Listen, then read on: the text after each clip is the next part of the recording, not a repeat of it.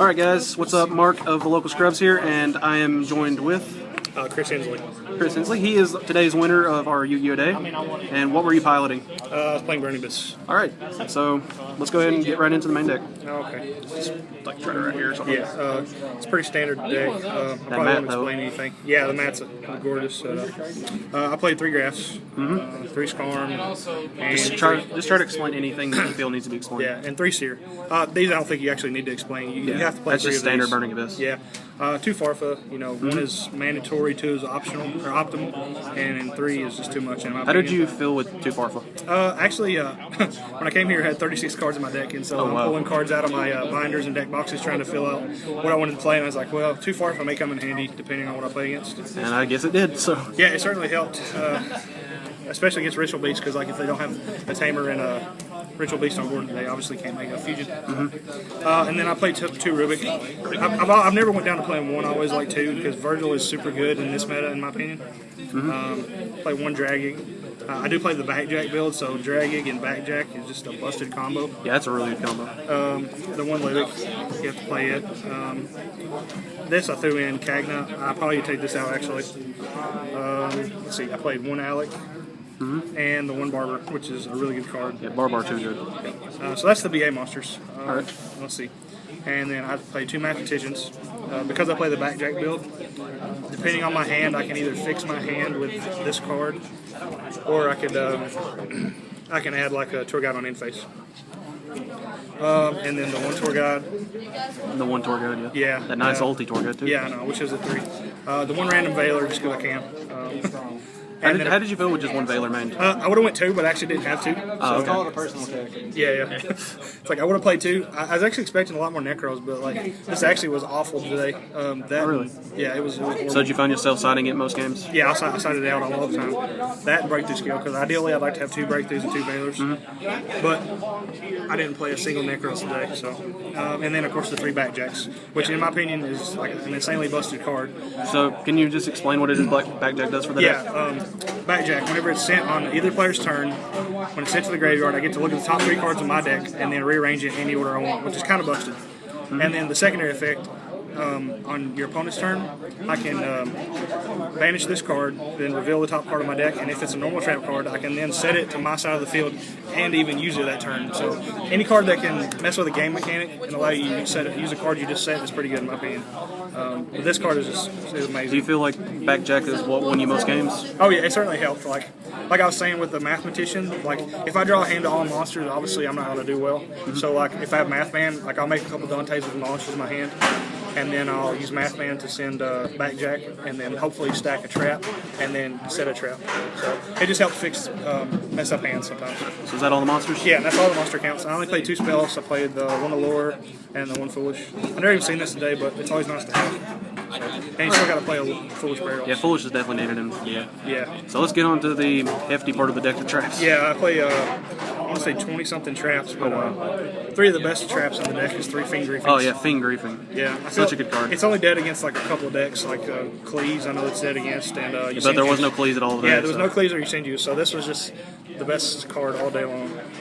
Yeah, that's that. 3 Phoenix Wings. This is my discard traps. 2 Karma Cuts.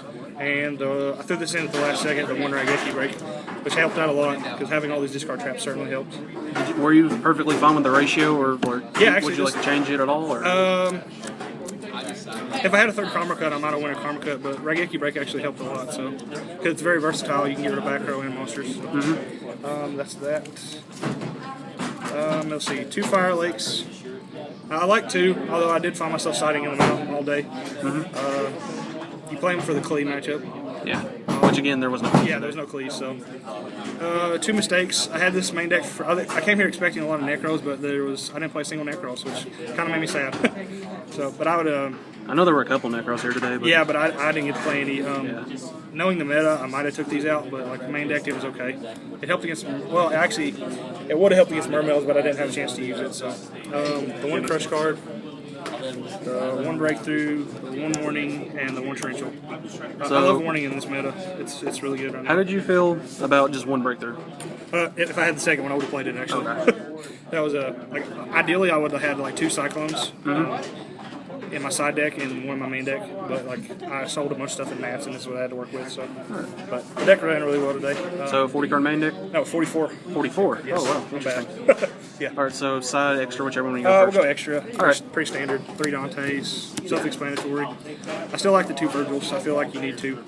Well, you don't absolutely need it, but like it's certainly helpful. Because like in Frontoids, it's really good. It's shuffling cards from the graveyard back to the deck is really awesome.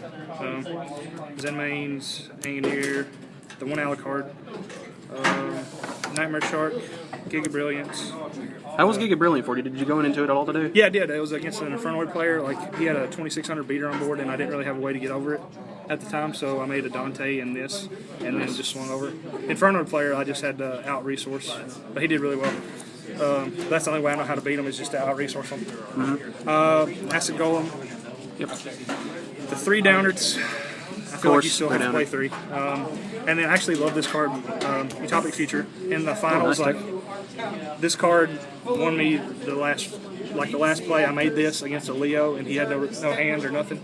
And like I was going to pass to him, and he didn't have any ideal plays because once they come back to me, I would have just attacked into it, stole his Leo, and then swung for game. So this card is just really good in my opinion. How did you think your extra deck performed all day? I thought it did really well. Like, I don't actually think I would change anything. Oh, really? Yeah, like I love it. I may actually go down to 2 Downards and play something else, but I don't know what it would be right now. All right. Because I did use 3 all day though. Okay. So and then my side deck. Actually didn't even use 9 of the cards in my side deck. So. Oh, really? Yeah. Just here's the ones I used. 2 Vanity Fiends, super good. 2 MST. 2 Imperial Iron Wall.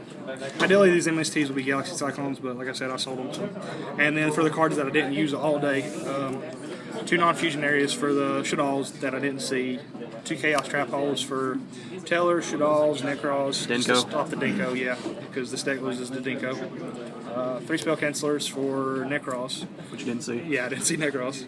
And then I threw in 2 Light and Prison Mirrors at the last second. Because actually, I don't do well against Satellers for some reason. But yeah, that's it. All right, so what were your matchups for all 5 rounds? I think round 1 I played against an Exodia player.